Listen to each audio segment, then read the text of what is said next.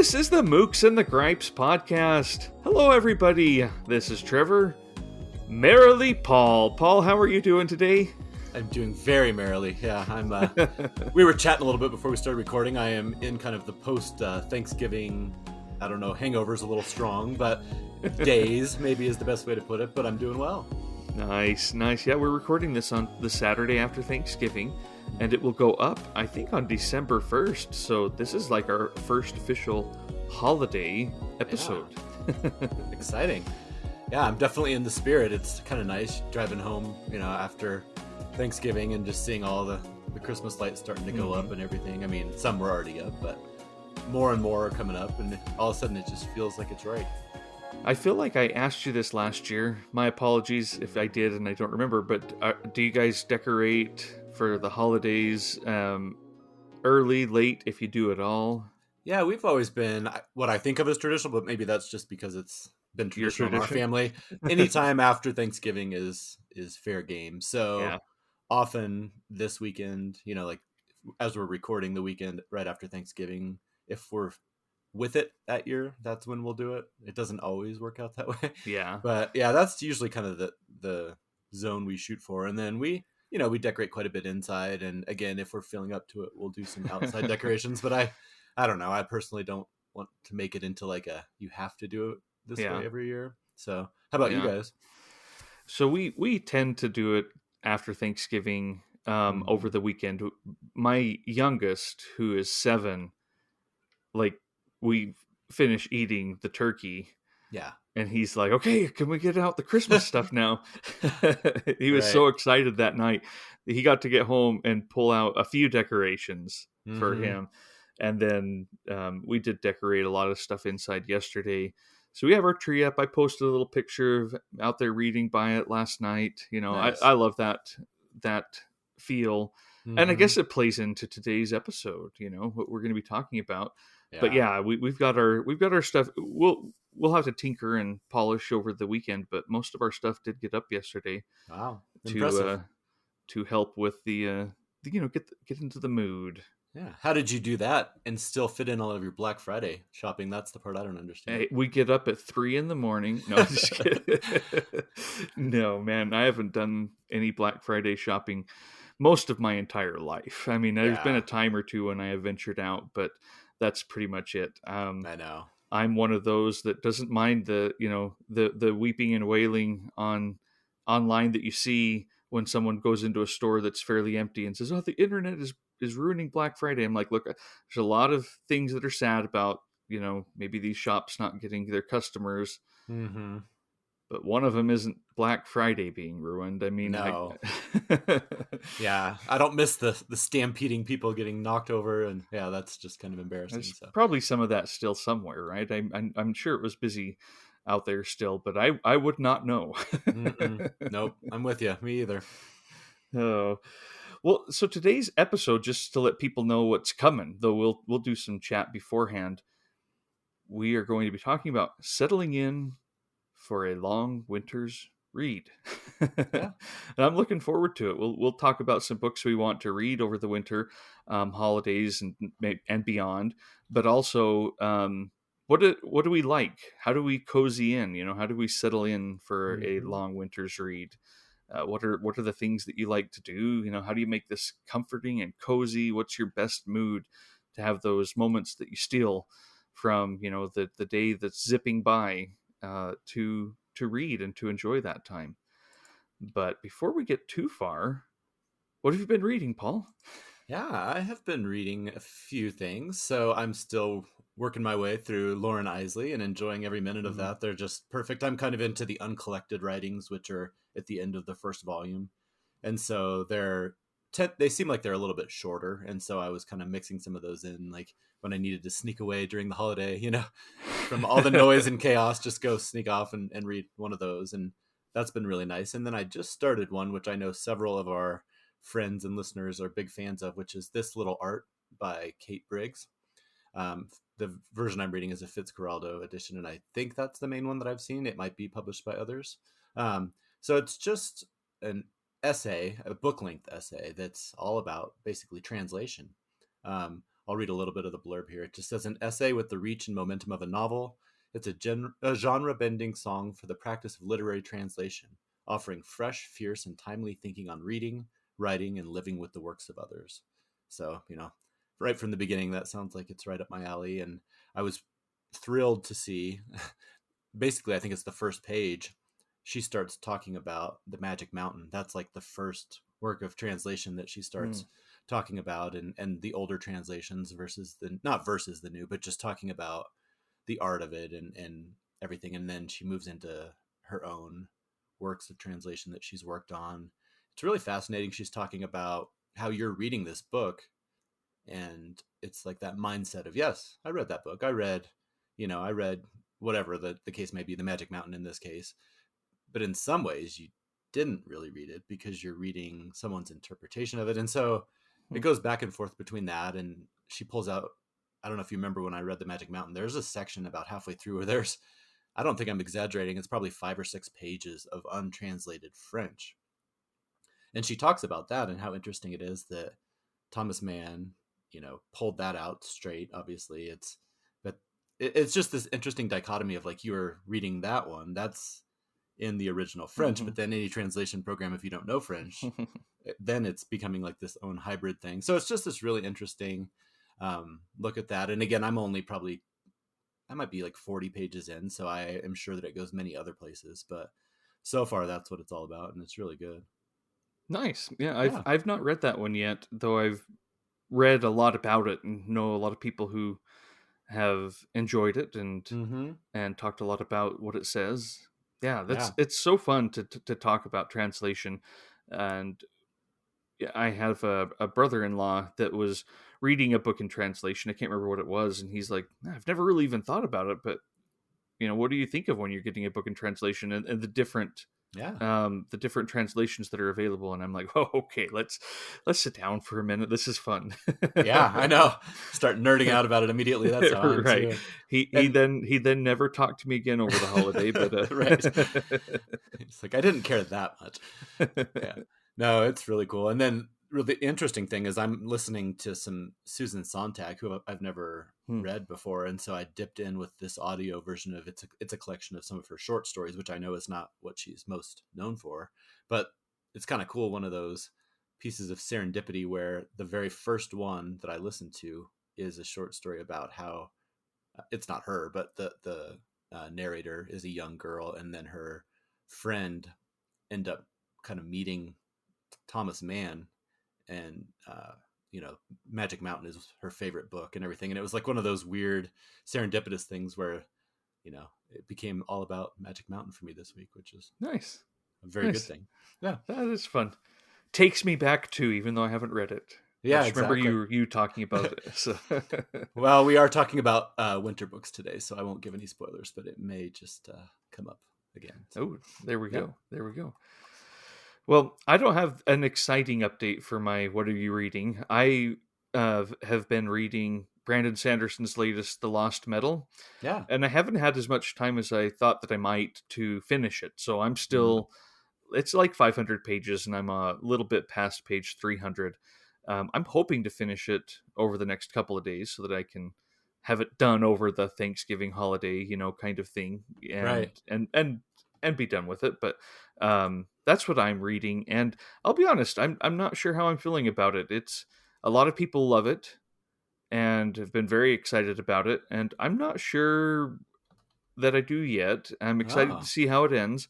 It's not that I'm not enjoying it, but I don't know. A lot of his books have a good sense of place and of there's a little bit of weight to some of it, and this one feels a lot more like I got to speed through some of this plot to get to the wrap up phase, and it doesn't. It feels a little bit more speedy. It's not that I want it to go slow. It just feels, I guess, a little more superficial because of that. Yeah, and that could just be me. I'll see how it feels as we get to the very end. He usually packs a pretty good oomph into his endings. He's very good at writing endings, I think. Yeah. And that may win me over entirely. I am enjoying the book, but it I don't know, it doesn't feel quite as as on its own and such. I mean, it, it's just not quite that for me at this point, Mm. but that's okay. It doesn't. Not all of them have to be, and I'll still, I'm still enjoying it, and I'll glad to be getting more of the story and more of the background, and get this little part of the whole thing wrapped up because it's the final book in a sequence, and all that's Mm-hmm. a lot of fun still. So I'm not disappointed. I'm just the that it is what it is, and that's Right. okay. Is that the one that you said was the new one where you had been reading it in PDF and you're Yeah. getting the new one? Yeah, yeah. Yep, they released like chapters on Tor.com Mm-hmm. over the several weeks before it came out. Every Monday they'd release a few chapters, and that's how I was getting through that. So I really Mm-hmm. haven't read a ton of it since it came out. I think that got up to page like 120 or something. So I've read another 180, 190 pages since Yeah. since it came out, which is, again, totally fine. That's how things go sometimes. But Well, even if it's not your favorite, you just have to wait like a couple weeks and he'll have a new one out, right? right, So right, we'll move on. Actually, that's not too far off. You remember his big secret novels that he wrote mm-hmm. and released them on Kickstarter? The first one of those comes on like January 1st.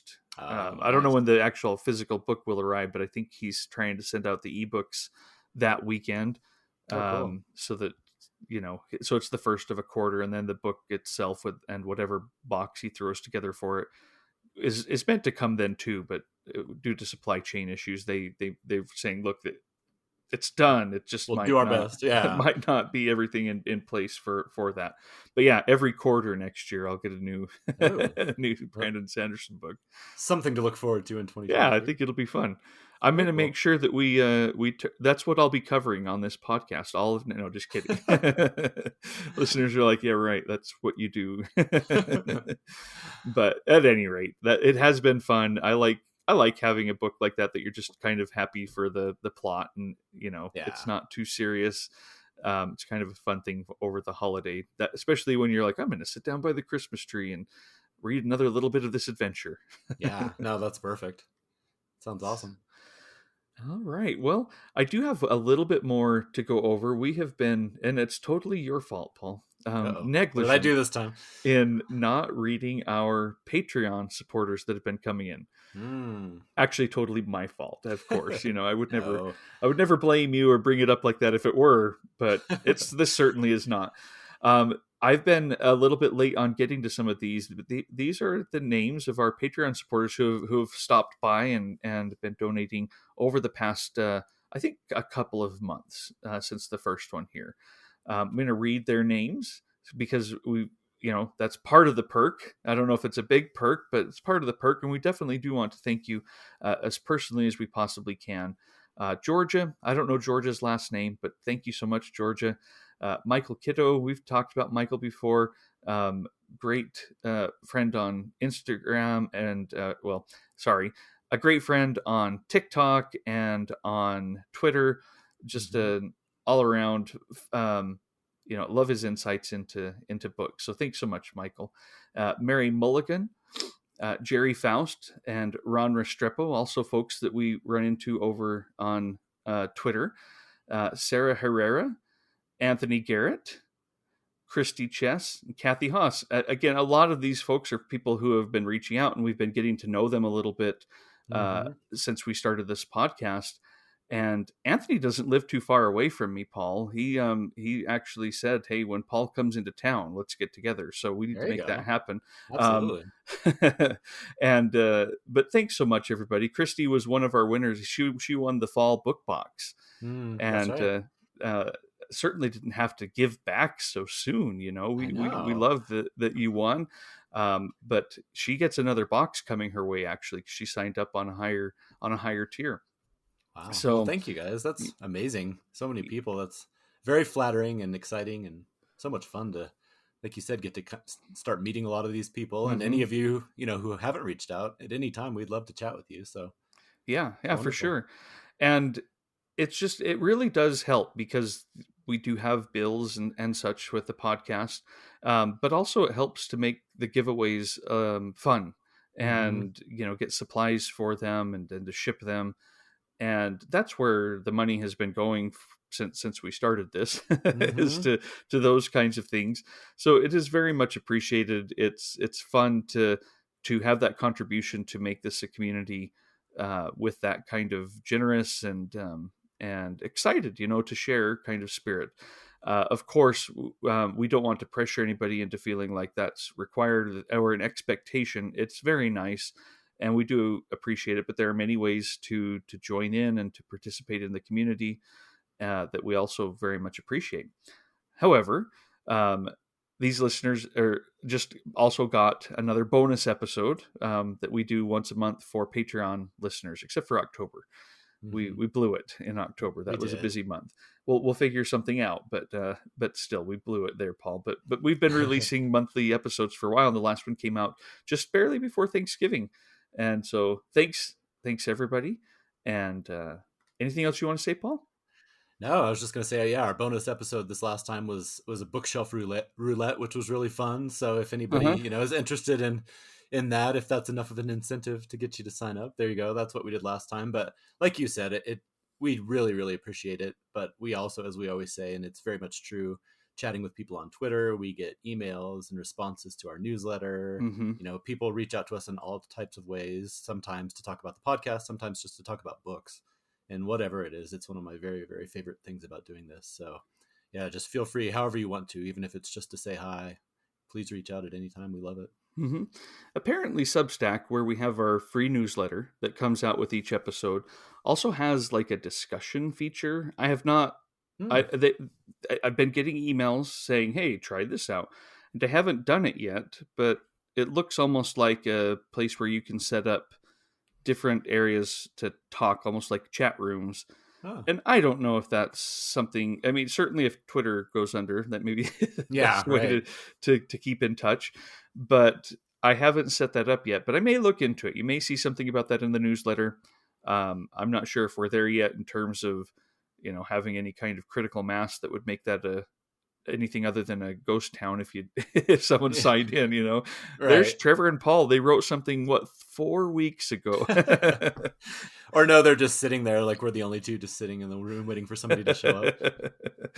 But it might be a kind of a fun thing to do someday. I'll Yeah. look into it a little bit more. But the newsletter is a really nice way to keep in touch and see what shows are coming up and Hmm. what show notes we have for the ones that are current. So, Absolutely. all right, Paul, we're here to talk about, as I said before, settling in for a long winter's read. Hmm. And we wanted to, I thought it would be fun to chat about what do you look for? What are your favorite ways to settle in and to do that? Do you like to have a nice warm beverage? Do you have a blanket? What are your ways of doing it? Does it even matter? What when you think of winter reading and those good moments, Hmm. what does it look like to you? Yeah, I mean, I'm pretty adaptable, so I would say in some ways it doesn't matter to some degree, but Hmm. I still chase those certain idealized memories Right, of, right. and so I mean, probably nothing too original compared to many of our readers, but I mean, obviously, like, a fireplace would be very high on my list. Having a fireplace and a Hmm. blanket, like you said, a warm beverage. If it's, the first 2/3 of the day, maybe a coffee. Later in the evening, maybe it's a a cup of tea or a glass of wine or something like that. But yeah, there's something about just kind of leaning all in and just, finding that perfect thing. And then I read a fair amount just like in bed and not always even right before bed. Like sometimes if it's just the afternoon, I'll go escape and just snuggle in and read there. So that's definitely something, especially in the winter, that's pretty appealing. Open the bedroom Hmm. window. And if it's snowing, that would be the perfect time to do that. There's something about that contrast of looking outside and seeing it's a cold, blustery night, but you're all, snuggled up and reading. So I think, like I said, probably not a lot of those are that different, I would assume, from a lot of our readers. But, as with kids in the house too, you kind of sometimes sneak away and Hmm. find your little secret time wherever it may be. But then there are the other times where you're just reading outside amidst the chaos. And around the holidays, I found, it's not always, that's where like something you mentioned, like the adventure story where it does matter, but you're not like getting deep into Right. philosophical musings as It's not a 5 paper pages of airplane. French in the Magic Mountain. Exactly. Yeah. As a paper airplane, hits you in the side of the head or whatever. But yeah, so I mean, those would definitely be my kind of idealized ones. Whether it always happens or not is another story. Well, and maybe this isn't this. There is no answer here, but some of our listeners might want details, Paul. What coffee? What wine? What Oh, that's tea? true. What But is your yeah, what is it that gets you just the ideal for you? yeah. I mean, I've actually.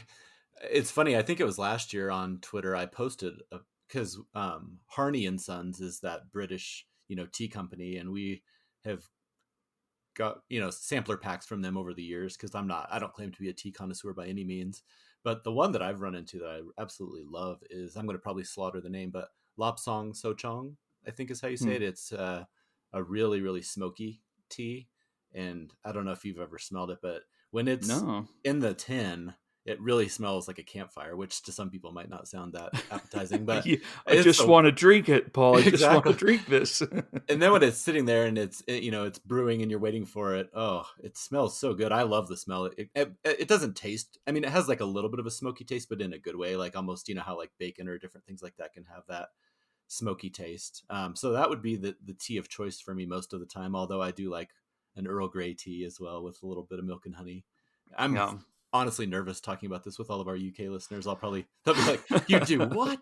So I don't claim to be an expert. Some of that might have been very sacrilegious, but yeah, coffee I'm pretty you know easy to please. I just we just like brew it straight whatever.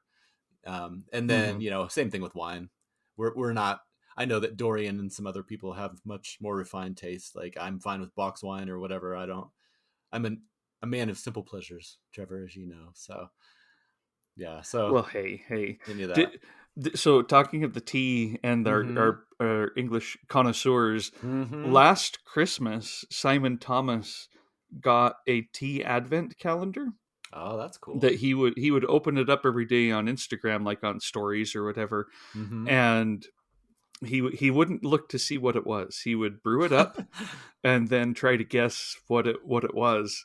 Like all James Bond or something like that. Yeah, Like, yeah. oh, this one tastes like no, just but that was actually really fun to watch. I enjoyed the tea advent That's a really cool from idea. afar. I would probably fail at that because again, Oh in my man, experience, tea is I a would. fairly subtle taste often. And Yeah, so, how people like with wine, they'll swish it around their mouth and spit it out, and it has, I can on the taste the front of the barrel. tongue. Yeah, exactly. Yeah. And I do not claim I've gotten a little better over the years where I can at least get in the ballpark. But yeah, I think I would make a fool of myself if I ever tried to do anything like that. Well, I am definitely not going to give you any competition here. Yeah. My favorite teas are ones that have like I love when they have like little berry bits in them, like Yeah. dried raspberries and Mm-hmm. things like that. I'm more of a fruity, minty kind of fella. Yeah. I'm. Did you ever watch Ted Lasso? We just started it. We're like the last people in the world probably to watch it. So we're on like episode 6 or something like that. I want to like tea, That's right. but I'm much more of a Ted Lasso kind of response to traditional British tea. Mm-hmm. Not entirely. I mean, I do like it and will enjoy a nice cup, but it's not necessarily what I jump for. Right. Though I will be honest with you, when we're talking about these ideal winter reading, yeah, of course it has to be there, right? There's this picture in my mind. It might not ever get there, but I just a know. big cup right there on your table right by your nice recliner or something like that that stays hot Oh, for absolutely. hours For while you hours. drink, and read, and you just get to sip it, and it's always warm and sitting there. I mean that, yes. Mm-hmm. That's what I'm Exactly. talking about. I'm with you for sure. Absolutely. I mean, what other winter, reading ideals or thoughts do you have? Do you have any specific things that you look for? So I do enjoy, as I said before, reading out by the Christmas tree, Oh yeah. or downstairs by the fireplace. We Mm-hmm. we don't have like a real fireplace or anything like that. It's just a furnace that looks kind of like a fire. and mimics enough to be really atmospheric, and I really enjoy it. It doesn't have that smoky smell that makes me just want to drink it, you know. Right. Well, do I have the solution for you? There we go. But I do enjoy that, and I actually like doing it late at night in the winter when Mm, everything's rather peaceful. I have to turn the tree lights back on because the automatic timer's already turned it off. hmm I do enjoy doing that, putting on some nice warm winter socks, getting some blankets out, things like that. hmm I do like that. It's a time when I know that paper airplane isn't going to hit me in the head Exactly. for the most part, and I find that I can suddenly read rather quickly and get through things that way that it might take me days of hour long sessions in real time, but that's when I can settle in, and I like that in the winter time. um any snacks that you like to have? Yeah, I was thinking about that when you'd mentioned that. I don't know that I have, like as we get further into the year, I guess, obviously, if there's some baked goods, some Christmas cookies, I Hmm. would kind of, that's what I would envision, just based on usually during this time of year, there's so many goodies lying around. Or last year, you and your family were kind enough to send us the Turkish delight. You just have to be careful because if the fingers get sticky with reading, it can be a That's right. disaster. I don't know Well, if you ever Turkish listened to the delight is quite it gets powdery, and you almost have to exactly. eat those outside, so, It's like where it's it's like a not going to get all over beignet the where house. yeah, exactly. Look like you've been in a snowstorm when you're done. But I don't know if you ever listened to the Reading Glasses podcast, but they have entire sections of their podcast often are devoted to like snacking. And I believe one of them, I think it's Ooh. Mallory, will eat her snacks with chopsticks for that very reason, to not get Hmm. like fingerprints all over the book. So I don't know if I could that sounds like that's getting pretty complicated for my taste, but It's a good idea, though. it is a good idea, especially if you're reading something or eating something, like I don't know, Cheetos or something that would leave some residue. I think it could get Yeah, ugly. that would be the worst culprit, that kind of stuff. Hmm. But even, my favorite thing to just snack on is popcorn. Yeah, And even that, you're gonna have some of the butter and salt. You yeah. just you have to be careful, and I think I've learned how to do it. Generally, I like potato chips too. Oh yeah. Anything at all. There's a TikToker named Barry. Mm. In the chips with Barry, man. He reviews potato chips Mondays, Wednesdays, and Fridays, and then on the Oh weekend, wow. on Saturday, he reviews how they go into a sandwich, like just between two slices of buttered bread, which sounds kind of crazy, but that it does work because you got the Oh. richness of the butter kind of enhancing some of these flavors, and just see how it is. There's some he reviews chips from all over the world, and man, some of these it seems like there's an Irish company that just really goes out there and does crazy things with their with their chips. But I do enjoy getting some potato chips to sit Oh, and me snack too. on. Yeah, if we're talking generally, that's absolutely my weakness. I can walk by a table of sweets, fairly easily. That usually is not Yeah. too tempting to me, but if it's something like chips, like anything salty, chips in both senses of the world, deferring to our UK listeners, French fries or chips and or potato chips, all that stuff. Yeah, Yeah. that's where I'm stuck. We have to kind of not order too many or not get too many at the grocery store because if they're around, I just can't say no. Well, this is embarrassing, but they were four for, like, on sale for the holidays. Four Mm, bags of chips for I think $5, maybe even. ooh, I brought them right here into my office. smart. Hide them from the kids. That's right. Yeah, I I'll have like to the way you think. share. I'll have to share some of them because I did buy a sour cream and onion, which I enjoy, but it's mostly my son who likes that one. So I'll get him. I'll crack. I'll get him out. Yeah, I think you But should. I Probably didn't wouldn't want him go to well. disappear. I know. I was gonna say that probably wouldn't go well with a podcast, though. At least for me, the sound of Yeah. somebody eating chips in a microphone might be enough for me to unsubscribe. So, No, we probably won't snack on the podcast, but I like that almost. I like that kind of stuff in the summer as well. But it just feels nice again, part of that sitting down and settling hmm in for a while.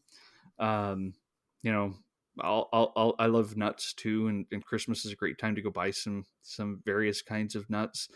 And Yeah, it's not the best time of day to sit and eat those if I'm, it's 11 o'clock Right. or midnight, but it is something that I enjoy when it comes to just settling in and reading and having that moment. So, Well, I think what we're kind of picking up on here is that it's like a little bit of decadence, around winter. I think it yeah. kind of ties into something I was going to read. I'm going to cheat a little and introduce an extra book here, but it's that idea of, I don't know if it's like, not storing up for the winter, but just kind of like we were talking about, it's cold and kind of brutal outside maybe, and you're inside and, you know, cuddled up and eating like a squirrel stuck in a tree kind of thing. So Yeah, I that's think right. there's We something we there. have we have we did our work.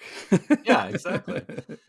Well, I mean, there's a book called Wintering by Catherine May. Have you heard about this or read that book yet?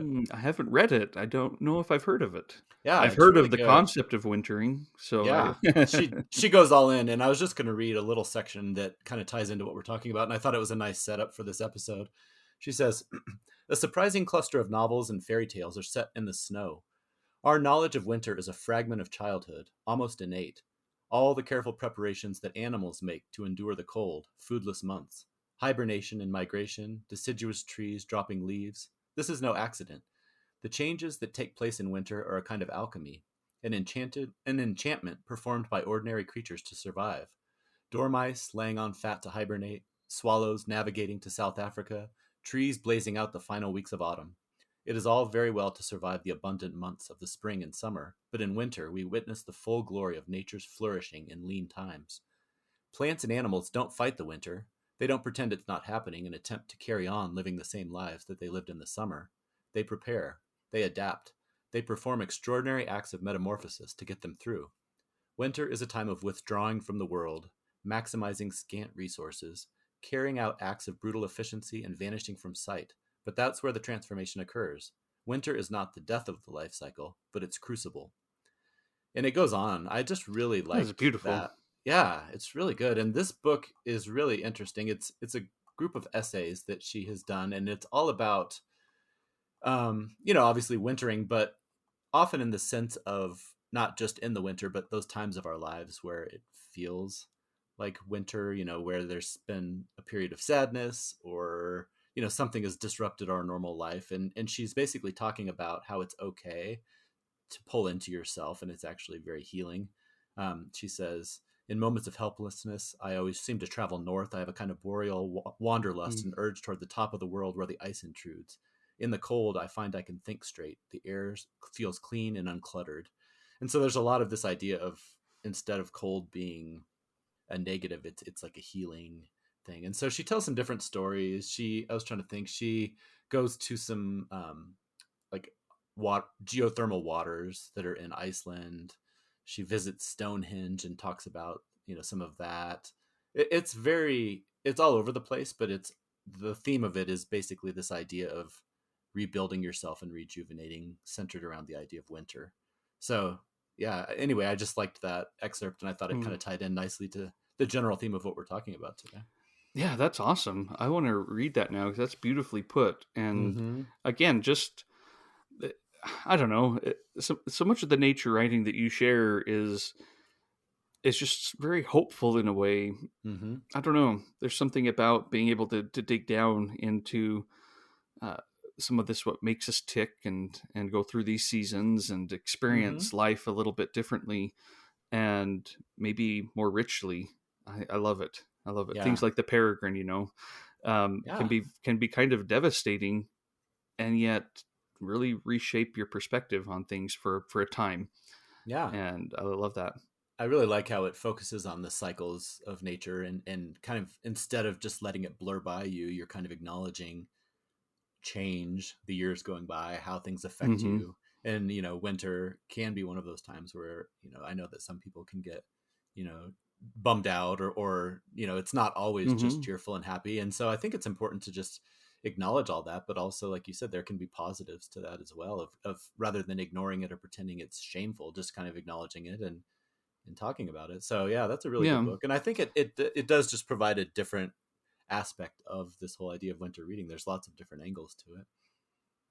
Do you have any traditional reads that you do over the winter or the holidays that kind of just just to get that cyclical idea, get the this is when I do this, and kind of makes you feel a part Mm-hmm. of your past as well. Anything like that? I mean, it can be Christmassy or not, but Yeah. anything like that? I mean, the main one is, again, not going to be all that out of the norm, but I read the Christmas Carol, the Charles Dickens Christmas Carol. I don't want to say every year, but it's probably pretty close to every year. And that's something that started with my mom. She would always read it to us when we were Mm-hmm. young. And I think I mentioned how she reads David Copperfield Yeah. once a year and always around this time of year as well. So for me, again, not surprisingly, but Dickens is definitely, I won't say that I do it every year, but this is the time of year where I do read the Christmas Carol pretty often because it's pretty short. And often, if Yeah. I'm thinking of the types of books that I want to read this time of year, I don't always do it, but Dickens comes up for me quite often. Mm-hmm. That's the main one. I mean, when the kids were younger, we would read, like Dr. Seuss, The Grinch Who Stole Christmas. That would be like an annual one to read around this time of year for sure. And a few of those that, I think when the kids are younger, especially, there are certain ones that you read traditionally every year. I don't know that I have any other ones off the top of my head that I read every year. How about you? So I read Truman Capote's A Christmas Memory. Oh, okay. Most years, I read it last year, I know, and I read it the year before. And I have last year I bought a little nice hardback of it that just really nice. I don't know why. Every year I start it and I'm like, I can't quite remember why I like this one so much. And then by the end I'm like, oh, that's why I like this one so much. Yep. it's it's really I like that one, and I like his writing. I like the sense of a time that gets even further into the past. I mean, even when I was a kid, it was in the past, but only by a few decades. Now it's like, man, that's a whole other century, and getting closer to actually a century ago. The things that he's writing about in that, for our parents and our grandparents' generation. Yeah. That's just it. So I do really like A Christmas Memory. But along the lines you were talking about with books for your kids, with The Grinch Hmm. Who Stole Christmas, have have you ever do you ever read Mac Barnett's children's books? I don't believe I've read those. Oh man, this guy, I love his work. He has been so fun. I anyway, you'll have to check him out. But he has this series of books about a dog named Jack. They're, I was in Barnes and Noble one day and I was like, oh, I haven't read these Mac Barnett books yet. And oh man, they're very short. They're picture books, but they have little chapters. I mean, they look like juvenile books, and I mean they are really small. Like there's Jack at the Zoo, Jack at Bat, but he's got this really fun rhythm to them. Jack Goes West. They are hilarious. I mean, they are subversive. They are really well paced and well timed. And my wife just brought home the Christmas one, Jack and Santa. Oh, Paul, I think your kids, even though you're not reading them picture books anymore, would love this one. She read Nice. it to me, and I was, just a blast. And he's very funny. I mean, I'm almost tempted to be like, "Do you want to get me the Jack books for Christmas?" There you go. So I might recommend that if you get out there, and find it at your library or something like that, go with these Jack books, and with the Jack and Santa in particular for this time of year. Okay. Nice. I like that. Yeah, it's funny. I kind of miss that as our kids get older because there are other patterns that develop, but we're at that time of life where the boys are both teenagers. And so it's that weird in between stage of like, we're keeping a lot of traditions alive, but realistically, some of them are, you know, moving on or changing or whatever. Mm-hmm. And so it's, some of it's kind of nice, to be honest. There's a relief sometimes in not everything staying the same, but then there's also Yeah. those sad times of like, oh, we might not do that anymore. But I guess that's where you hold on for, down the road there might be other kids who come along, Yeah. grandkids or whatever. And but yeah, it's so much fun to just have those. And that's one of the best things about this time of year is it's one of those reminders of, it seems to be one of those times where traditions play in, whether it's something as small as reading the night before Christmas, on Christmas Mm-hmm. Eve, or just some of those things that build up the memories of a life. Really quickly, because I would let this time pass without bringing it up. But another traditional read that I might suggest Hmm. is some of Robert Walser's more wintry writing. Oh, that's a good idea. Um, I mean, I read. He's got great spring writing, great summer writing. I don't know if I can. He probably has some great fall writing, but he also has some really great winter writing. In particular, especially, I mean, he died on a walk on Mm-hmm. Christmas Day. I mean, there's just something about that alone, even though he didn't then turn around and write about it. Right. there, there's something in his writing that harkens to that as well. I really do love getting into some Robert Balser around this time of year as well, and it takes me through into the spring because he has such a, I don't know, an energetic hopefulness Mm-hmm. in a lot of his writing that goes from the winter into spring. It's like those are the two seasons for him, winter and spring, and it goes back and forth even in the same day a lot of times, both to the sense of wintering and the beauty of it, but also the darkness and the depression, Mm-hmm. and the peaks of sunlight and sunshine in the spring. Very very good stuff. Yeah, But absolutely. No, all that's a right. good idea. And anything else that as you winter in for reading? I know we each have some books that we're going to talk about as far as maybe what we're planning on reading this winter. Mm-hmm. Whether again they're holiday books or beyond, we'll get into them. But anything else before we move into that phase? Yeah, I mean, the only other thing I will say is just it's been on my mind. I talk a lot about how I like to listen to audiobooks while going on Uh huh. walks.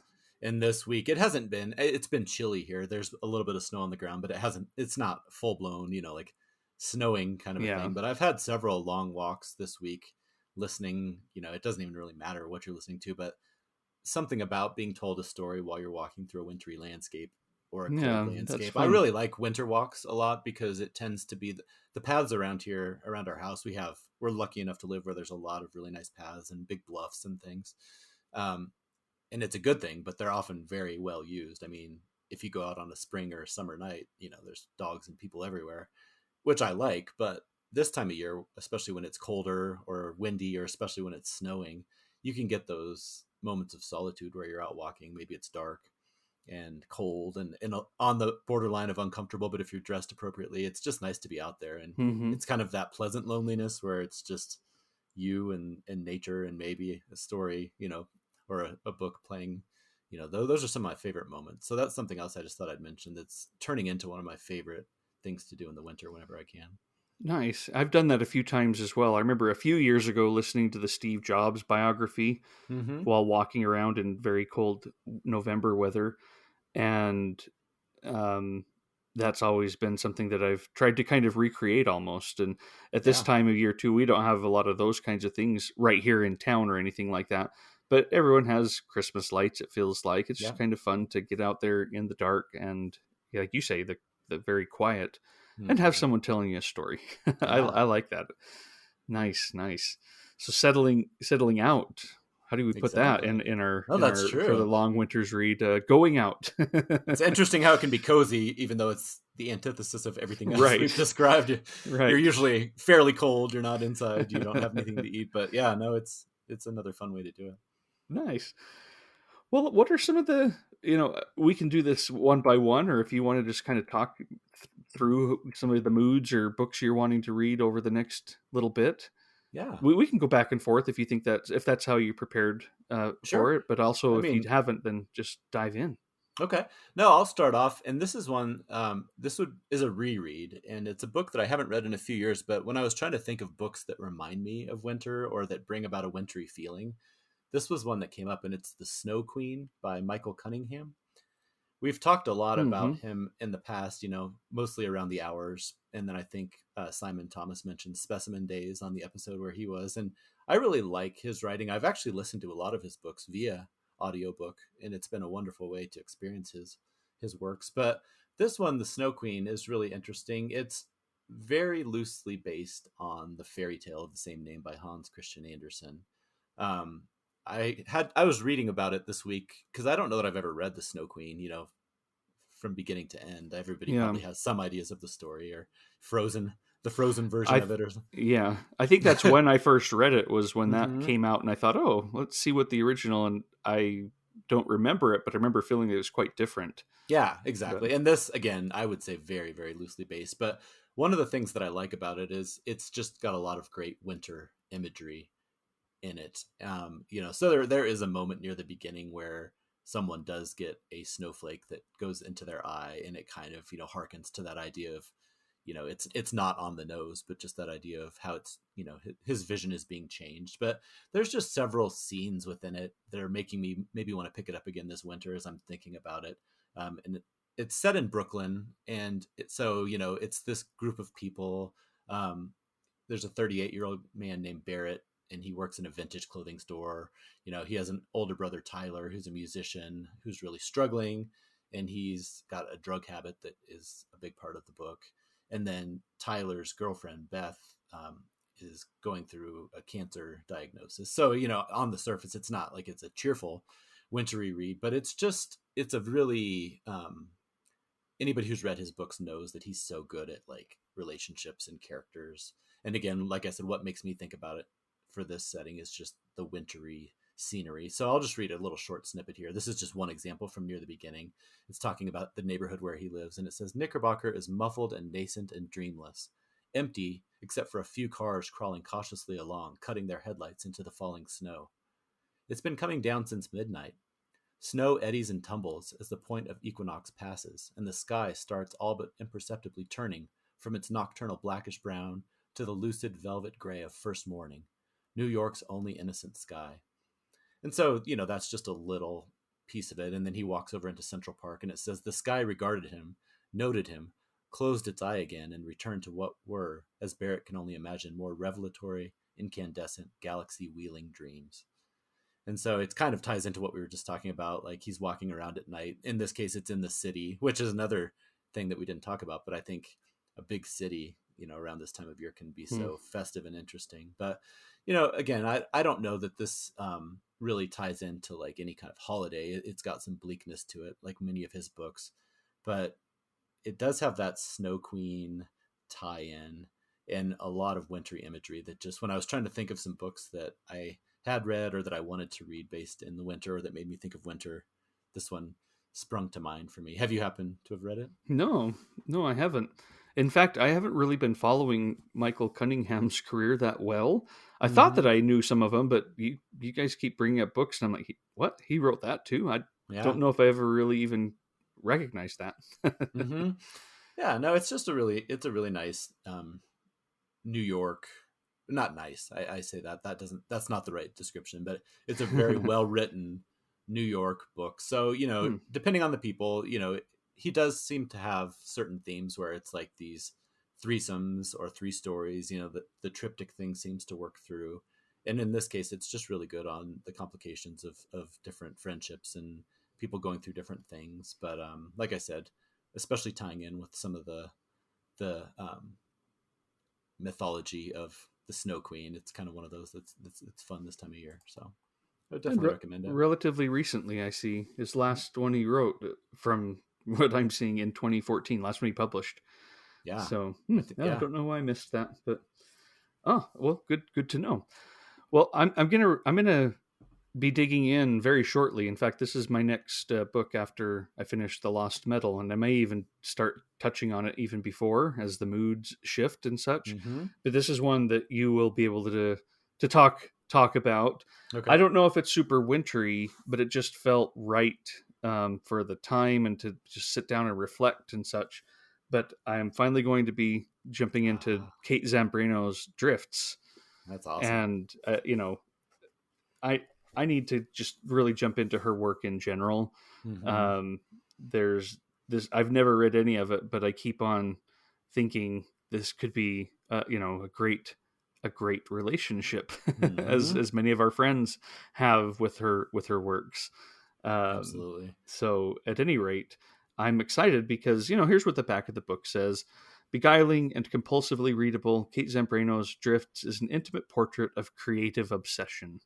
Mm-hmm. I don't know why that feels wintry to me, but at work on a novel that is overdue, taking long walks with her restless terrier, the narrator grows obsessed with the challenge of writing the present tense, of capturing time itself.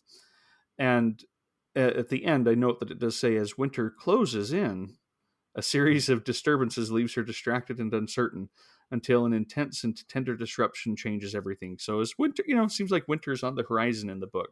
Yeah, absolutely.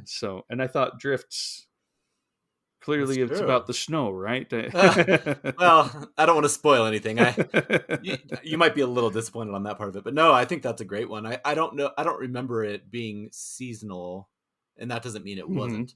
But I think absolutely that idea of there's a lot of solitude and creativity in her working on things, and then she spends a lot of time talking about other artists, and it's very focused. I don't know if it's exactly like Kate Briggs, but that idea of the creative process and the creative mind, Yeah.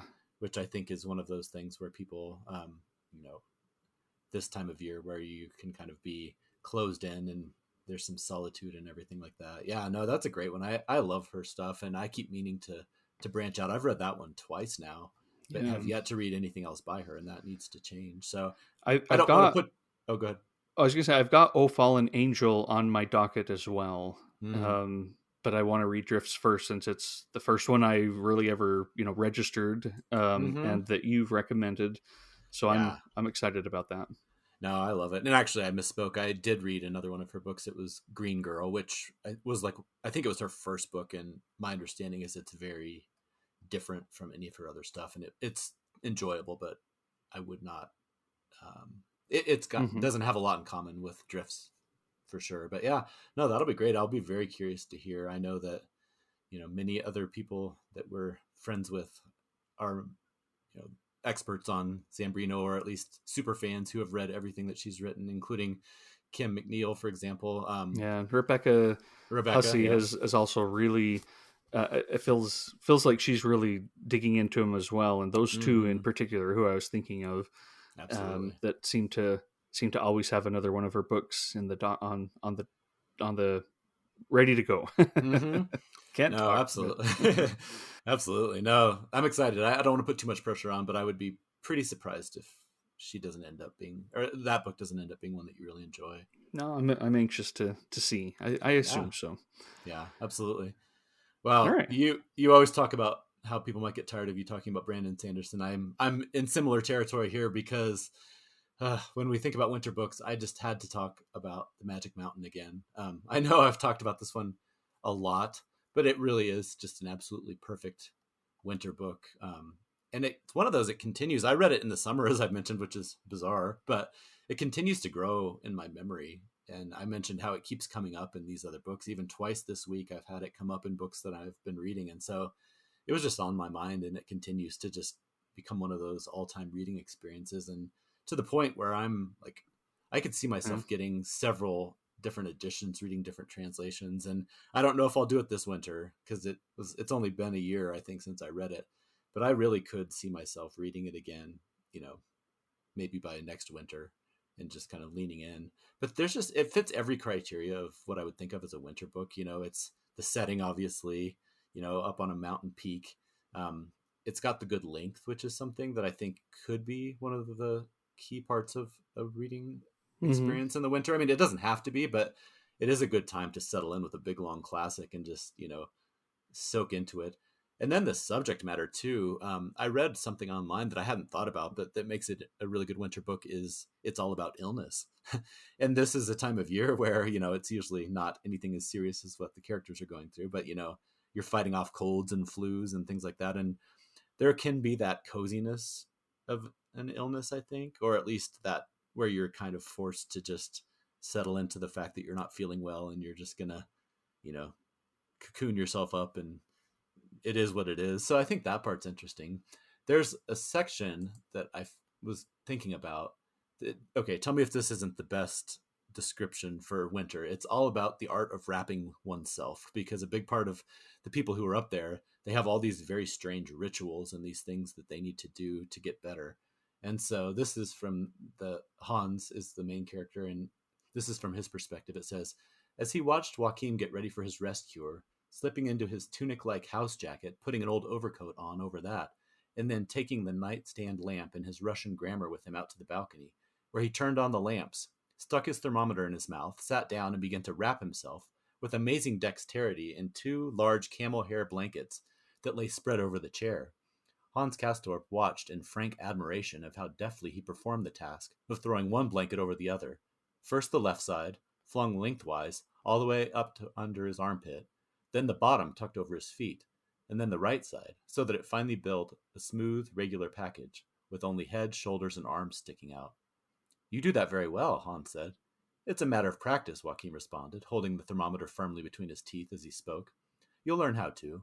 We'll definitely have to find a couple of blankets for you tomorrow. You'll be able to use them down below again, too, and they're an absolute necessity up here, especially since you don't have a fur-lined sleeping bag. And so there's just these whole sections of like very detailed. It reminds me of like swaddling a newborn. They have it down to a science, and they go out on the deck and they're looking out over the mountains and it's snowing, but they're wrapped up in these blankets, and they, it's just, wow, about as wintry as it could possibly be. So I don't know. The more I think about this, I had forgotten about that part until I was kind of digging around in the book, thinking about this. But yeah, I know I keep talking about this one, but it haunts me. So several of us on Twitter have been talking a lot about Thomas Mann, and we are trying to get our courage up next year. I think we're going to do a group read of Joseph and His Brothers, which is another one of Thomas Mann's big monster books. I think this one is like 1,500 pages. So yeah, he just continues to play on my mind. Pages. I know. You ready to join us, Trevor? I don't know. I still need to read The Magic Mountain, and I'm waiting for Susan Bernofsky's translation, or at least that's my excuse for not jumping right into it. Exactly. Well, I picked up one of those. It's the Everyman editions of the Joseph and His Brothers. Joseph and His Brothers. I keep wanting to say the book of Jacob. Yeah, Joseph and His Brothers. And then I noticed that there is a Magic Mountain volume in that set that is by the other translator, which I don't yet have. And that's what I'm talking about. I could see this turning into one of those where you end up having like 3 or 4 copies of it. So anyway, yeah, Thomas Mann continues to be heavily on my mind. Does Thomas Mann, does he come up in drifts? That's a good question. I know there's a lot of artists and like writers, and it seems like, there's Rilke. I think you told me there's some Walser. Mm-hmm. So Rilke and Walser, definitely. I don't remember Thomas Mann specifically, but I wouldn't be surprised. I'll let you know. Let me know. Absolutely. So yeah, that's another one that's cool. It's as wintry of a book as you could possibly find. That is cool, and I am very excited to get into it someday. Like Proust, it's a book that has sat there for a while, and I need to just sit down. But at least with this one, I have a somewhat of a goal for when the book comes out from Susan Bernofsky. I do intend to just settle in. Yeah, I think that's smart. I don't know. I know that she blogs about it sometimes, about progress. And I think when we did our episode about this, I misspoke and thought it was coming out in 2023. But I think that must have just been wishful thinking, because I don't know that there's a release date that I haven't seen one. And I look every once in a while. It's been a few weeks, I think, or a month or two since I last looked to see. But I don't know what's taking her so long. I mean, come on. It's that French passage, how do you deal with that? That's right. That's all it is. It's well known for being just a breezy, light, quick read. I mean, I don't know what the big deal. No, I cannot imagine what would go into that. Not only length and complexity, but just I think we might have talked about this before with some of these translations. What a responsibility I would feel. Oh yeah, you have to do something special or new with this absolute masterwork. I mean, it's amazing. You've got a book that's been available in English for, not quite a century, but getting close to that from a Nobel Prize winner, and already has a few translations. I mean, the sense of responsibility to do it right, and to I'm sure they feel that all the time. It's not like, oh, this is a bigger deal than the other books that I've been translating where I didn't care about making it good. Right. But there is, I'm sure, something you're going to be read by scholars and people who are, I was there when this book first was published in English, and this, so yeah, that pressure. But I will get there. Paul. Yeah. No pressure. It'll be waiting for you.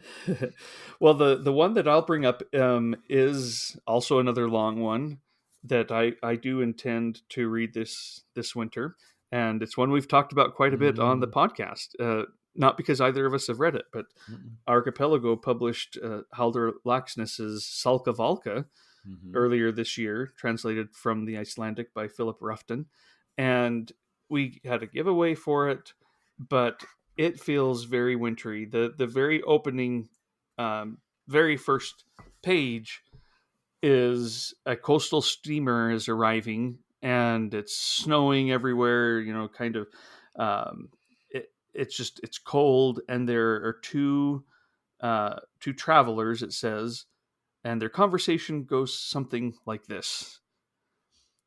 When sailing on such a cold and bleak winter's night along these shores, you get the impression that nothing in the world could be more insignificant and meaningless than such a small village under such high mountains. How do people live in such a place? And how do they die? What do they say to each other when they wake in the morning? How do they look at each other on Sundays? And what does the priest feel when he steps into the pulpit at Christmas or Easter? I don't mean what does he say, but what, in all honesty, does he think? Does he see how pointless it all is? And what do the merchants' daughters think about before going to sleep? Yes, what sorts of joys and what sorts of sorrows, in fact, thrive around those dim glimmers from their little oil lamps?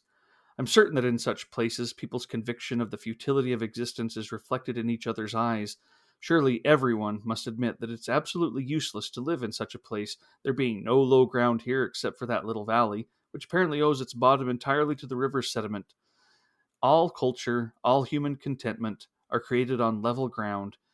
In a place that's impossible to escape, and where there's never any hope of meeting strangers, nothing can ever be expected either. What would happen, for instance, if the priest's son stopped fancying the merchant's daughter? Yes, what would happen? I'm just asking. Mm. I don't know if that's the story we're about to read Hmm. or what, but it feels very wintry, and I like the sense of, you know, bleakness that such a scene can inspire. Yeah, But I'm absolutely. guessing also an examination of, hey, it does happen here too. This Yeah. is life, and this is how it goes.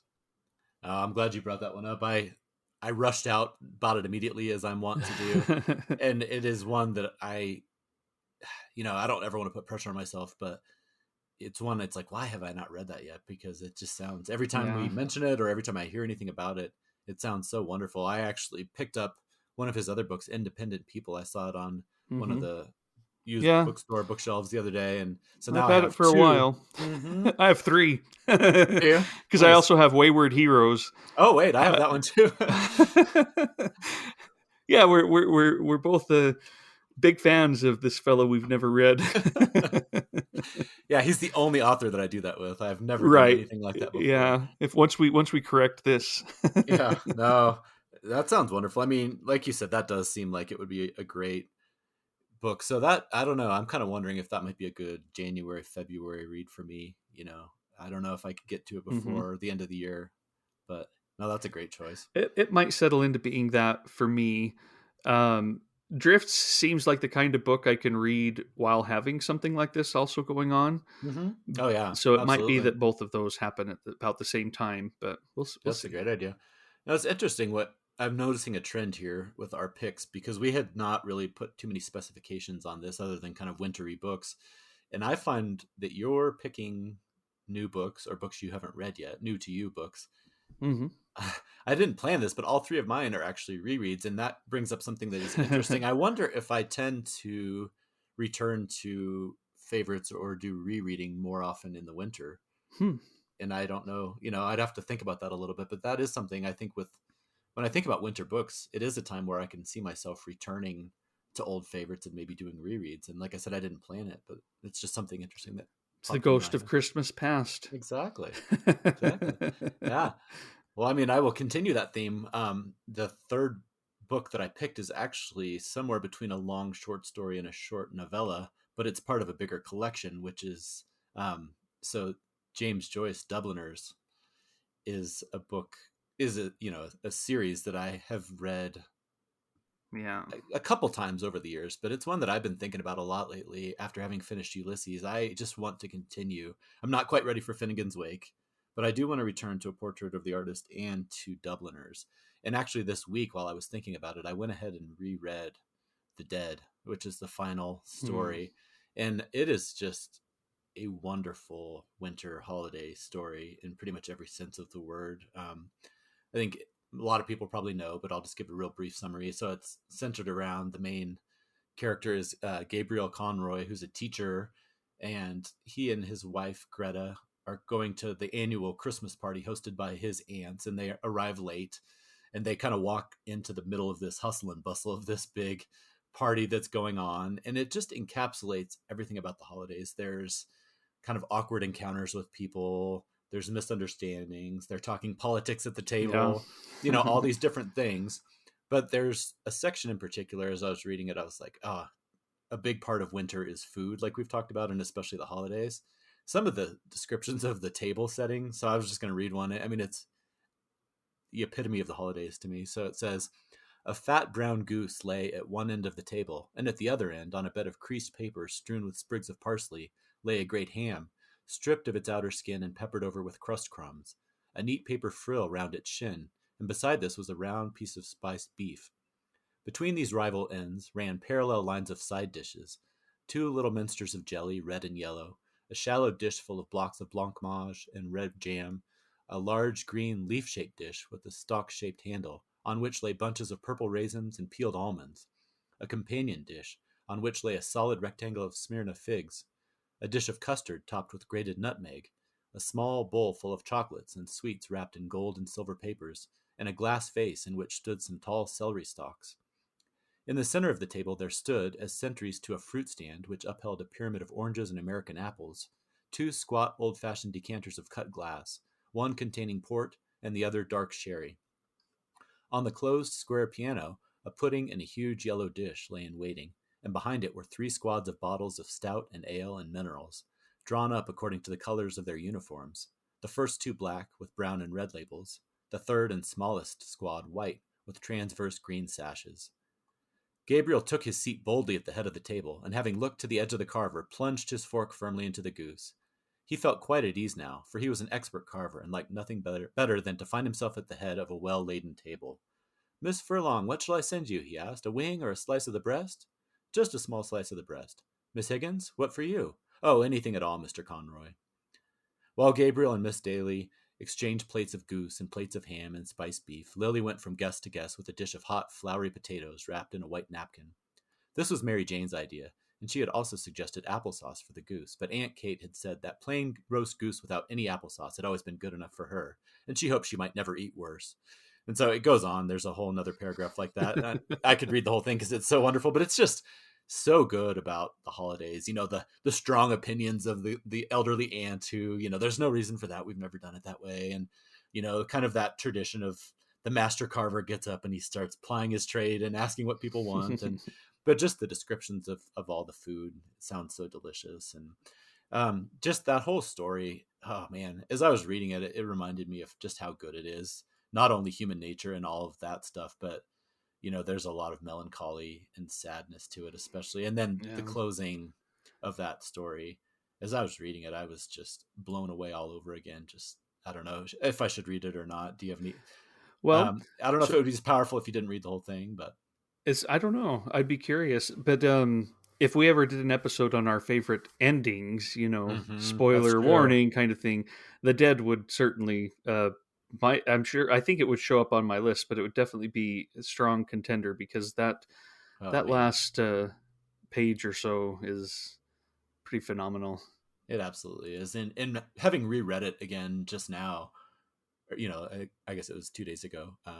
The whole thing is absolutely amazing. I know this is not groundbreaking news to anyone, but it really did make me want to pick up the entire collection. But if anybody has some time Yeah, over December, even if you don't read the entire collection, just pick up that story. I don't know how many pages it is. It it's the probably longest one. Yeah, it's relatively long, but you could still easily read it in one Oh yeah. sitting. I would highly recommend either first time readers or just a reread because, rereading it again, I just sat there. I just closed it afterwards and just sat there for a while, just kind of stunned all over again at how amazing it is. Nice, nice. Yeah. Yeah, and very wintry. It takes place. What is it? 12th.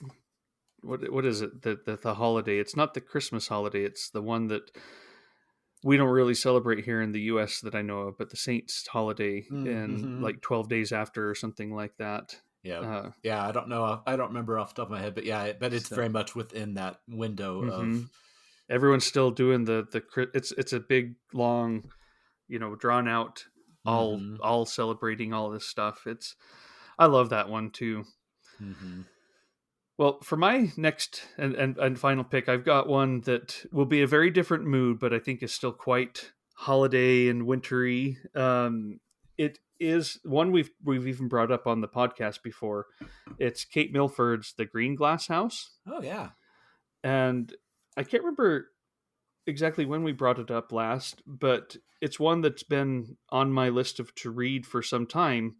And my wife recommended that I read it to our boys over the next month or so, because it's very um, I think it takes place over the Christmas holidays. So, in fact, here's what it says on the back. It's wintertime at Green Glass House. The creaky Smuggler's Inn is always quiet during the season, and 12-year-old Milo, the innkeeper's adopted son, plans to spend his holidays relaxing. But on the first icy night of vacation, out of nowhere, the guest bell rings. Then rings again and again. Soon Milo's home is bursting with odd, secretive guests, each one bearing a strange story that is somehow connected to the rambling old house. And then just kind of, goes on there. But she really enjoyed it, has recommended that we read it together, and I just like how it starts too. It says there is a right way to do things and a wrong way if you're going to run a hotel in a smuggler's town. Oh, that sounds good. So it just sounds fun, and I take her recommendation seriously for it. But I'm also really excited to read this with the boys over the next month as we get ready for the holidays and kind of are in this zone. I read last year right after Christmas the Westing game, Mm-hmm. and that was so much fun to read to them. They were invested in the mystery. They were trying, it was fun to have them talk about what they were thinking was going on afterwards, and it was just a lot of fun to have those moments together where put the screens aside, Exactly. let's go and take a break, bring some of your Christmas treats or whatever, and Mm-hmm. let's sit and read this for a while and get excited. And I'm hoping that this one provides a similar experience, and I'm looking forward to the book myself. I mean, I had read the Westing game, but it had been so long that I couldn't quite remember everything. It was kind of like reading it for the first time. But Yeah. this one I've not read, and I'm just looking forward to it.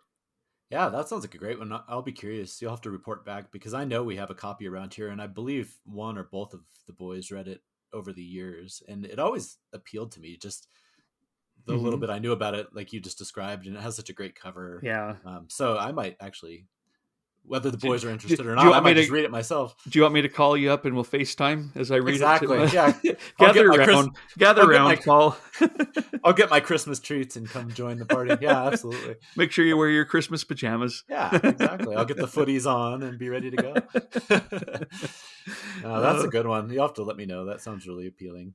I was going to ask you. I mean, we didn't go over this ahead of time. Are there any other kind of honorable mentions, or because as I was thinking of wintry books, again, a lot of these are ones I've already read, but I'll just name a few, and if you want to join in, we've talked about Laura Ingalls Wilder and The Long Winter, as far as just a description of all things winter, both the hardships and there's some great Christmas scenes. That one to me is a wonderful choice. I was thinking of Silas Marner. That just has so many. It's pretty bleak, but it has a lot of great wintry scenes. Um, and then Philip Pullman's books, which I know we've talked about a little bit in the past. I mean, there are some wonderful scenes. A lot of it takes place on Svalbard with these big polar bears, and it's not mhm. necessarily cozy winter, but there's a lot of great stuff there as well. So those were a few, and then there's some kind of like survival, the harshness of winters, the ones that aren't exactly cozy, but Endurance, which is the story of the Shackleton expedition, is just an Yeah. amazing book. Into Thin Air is a tragic book, but taking place on top of Mount Yeah. Everest. So as far as just books that are cold, and then To Build a Fire by Jack London, Oh my yeah. son just read that one recently, and it's fun to see. It's a very bleak book, but just the power of some of those adventure stories Yeah. on, especially people of a certain age. But even rereading it, that's such a good book, and I mean, talk about making you appreciate whatever fire you do have or whatever warmth you do have. Whew. Yeah. Well, I So remember I may have brought this up before. I've read that one throughout my life a little bit, but there was once when I was reading it in college, and it was like August. I had the Hmm. windows open because it was hot. I didn't have air conditioning in that apartment. It was just this hot, and I felt cold while Yeah. I was reading that story. I know, it's amazing how powerful it Amazing. can be. I had that same experience with Into Thin Air by John Krakauer. I was reading it Hmm. like you said, it was, I don't remember if it was spring or summer, but it was not a cold day. But reading it, I was like, oh, I kind of got the chills and was like contemplating a blanket. The one that pops to my mind as we're going through this is My Antonia. Yeah. There's some really great winter and kind of Christmas holiday scenes in that book that I think stand on their own. Hmm. Even if you were just digging in to read those passages, I love that, and nice to bring up Willa Cather when we can on Absolutely. here. Anytime we can. Yeah, no, that's a great one. I think of that one often more as, I think of like the dugout part of it, where Hmm. they're, and I think of fall, but you're right. There's some wonderful winter and holiday scenes in Yeah, that one. So that's a great choice. yeah. All right. Well, we will continue this conversation through the holidays, and I hope Hmm. you all listeners will let us know some of your reading habits in the winter and some books that you think of in the winter or that you're hoping to read this winter. And we would really love to hear from you. Hmm. So reach out, let us know. Uh, as far as what we have for the rest of this month, we have 2 episodes left this year, and they are both going to be our top 10 favorite reads of 2022. I can't wait. Part 1 and part 2, just like last year. I know. It's one of my favorite parts of last year. I'm so anxious, but also not stressed in any real sense of the word, but I'm like, oh boy, compiling lists, moving things around. How am I ever going to decide? I think this book could be on this list if only I had read it already. Exactly. Salka Volka, if I can only finish it. Right. No, I always figure once those dates hit, even if it's still 2022, those books count for next year. Exactly. If I read Salka Valka and finish it on December 31st, but we're all done with it, I might throw it on the list next year if it's supposed to be there. I think that sounds very fair. Yeah, it's going to be a lot of fun, and we plan to have some fun excerpts from listeners and other people who might Hmm. be sharing some of Yeah, their top books as well. So there should be another one of those where you get lots of great recommendations, and yeah, either too check the show many. notes or get your pen and paper ready. And just so that you have it on your radar, our next author focused episode will be on Scholastique Mukasanga. So I will definitely be reading some of her books too over the next month because Yeah. we want to be prepared for that. Whether it ends up being the very first of next year, and it would be the 1st of January if we stuck with our every episode that ends in a 5. Hmm. um, and I just don't. We'll Paul and I will talk offline to see if that's how we want to do this, or if we want to fudge it just a little bit this time, so that our first episode is not an author focus episode, but maybe something a little more traditional. Hmm. Oh, it's the first of the year. Those are Yeah, also kind of fun, but they I are. I don't know if I have a strong sense as to which way we should go, but we'll Yeah. figure it out. But definitely, Scholastique Mukasanga's books are coming down the pipeline fast. Yeah. So anybody who wants to kind of be in that loop can start reading now or whatever you want to do. But it's going to be a lot of fun to talk about those. Yeah, I actually, as I was preparing for this episode, I was like, should I just bring 3 of those? And so this is the one I'm reading next, and then this one. I thought, well, that's not very fun, but Right. I do want to bring it up because it is going to be also some powerful reading over the Oh next yeah. Very. holiday months. But Hmm. all right, well, Paul, thanks so much for joining me today, merrily as always, but in Very particular, the merrily. twinkle in your eye. Your beard's getting white and long, and I'm starting to Exactly. wonder. Putting on a little weight. Yeah. Yeah. This is exciting. Everybody have a great December. Again, we'll be popping in through the month, but happy time to go settle in and get reading. Yep, absolutely. Thanks, everybody. Thank you for listening to this episode of the Mookse and the Gripes podcast. You can follow the Mookse and the Gripes and get show notes and book and film reviews at mookseandgripes.com. On Twitter, you can find Trevor at Mookse and Paul at BiblioPaul. You can also get information about future shows on our Patreon. If you'd like to donate to the show, anything and everything, even $1 a month, helps and is deeply appreciated. You can become a patron at patreon.com/mooks. Until next time.